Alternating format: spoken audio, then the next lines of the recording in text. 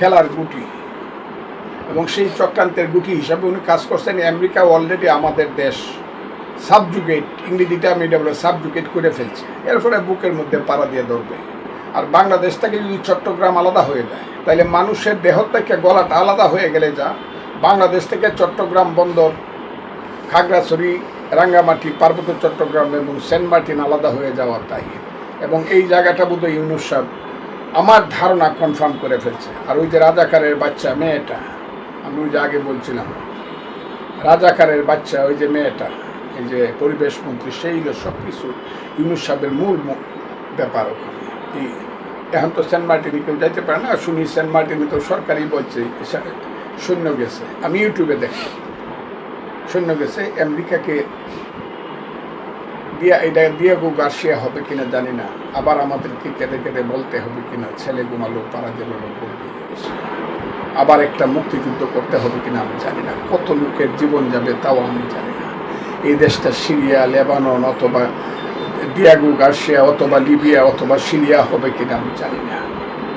তবে একটা জিনিস জানি যে আমেরিকা যেখানে আসে সেই দেশটাকে তামা বানায় রাইখা যায়। আমরা সেই দুর্ভাগ্যের মধ্যে আছি কিনা। তবে আমেরিকার গণতান্ত্রিক মানুষের কাছে আমার আহ্বান থাকবে, আমাদের মতো একটা দেশকে আপনারা গ্রাস করেন। ইউনূস সাহেব যাই করুক তার লাভের এবং মূল্যের। আমার শেষ কথাটা হইল, যে কথাটা নিয়ে কথা বলি, আমি ডাকসুর যারা নেতারা, বিপিজিএস বা নেতা যারা হইছ, তোমরা আমার সন্তানের মতো। 5ই আগস্টে অনেক বড় বড় নেতা ছিল, ওই সার্জিস হাসনাতরা ছিল, এই নাসির টাসিরেরা সব ছিল, আক্তাররা ছিল, এই যে ওর নাম কি নাহিদ ইসলামরা ছিল, 152 জন সমন্বয়ক ছিল। এরা কিন্তু ওদের উৎপাদটাকে ধরে রাখতে, ক্ষমতাটাকে ধরে রাখতে পারে না, এরা ভারসাম্য রাখতে পারে না। তোমরা ডাকছো বিপিজিএস হইছো বা নেতা হইছো, তোমরা ভারসাম্যটা ধরে রাখার চেষ্টা করো, সবাইকে সবভাবে সবসময় অপমান করার চেষ্টা করো না। এটা তোমরা মনে করার কোনো কারণ নাই এই দেশটা শুধু তোমাদের হয়ে গেছে আর আমরা এই দেশে ভাইসে আসছি। এটা মনে করে ফজলুর রহমান কিন্তু একজন মুক্তিযোদ্ধা এবং মুক্তিযোদ্ধা কমান্ডার। আমার বয়স 78 বছর।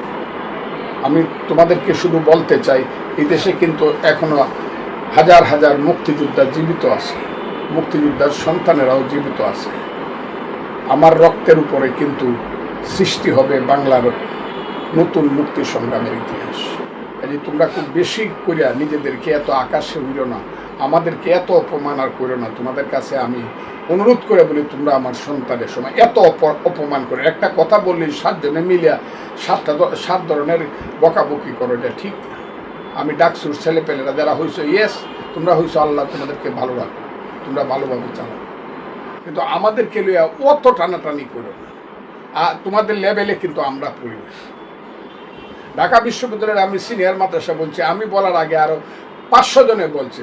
ঢাকা বিশ্ববিদ্যালয়ের ভাইস চ্যান্সেলর ছিল মেজবা কামাল সাহেব, উনিই প্রথম বলছে যে ঢাকা বিশ্ববিদ্যালয় হল সিনিয়র মাদ্রাসা।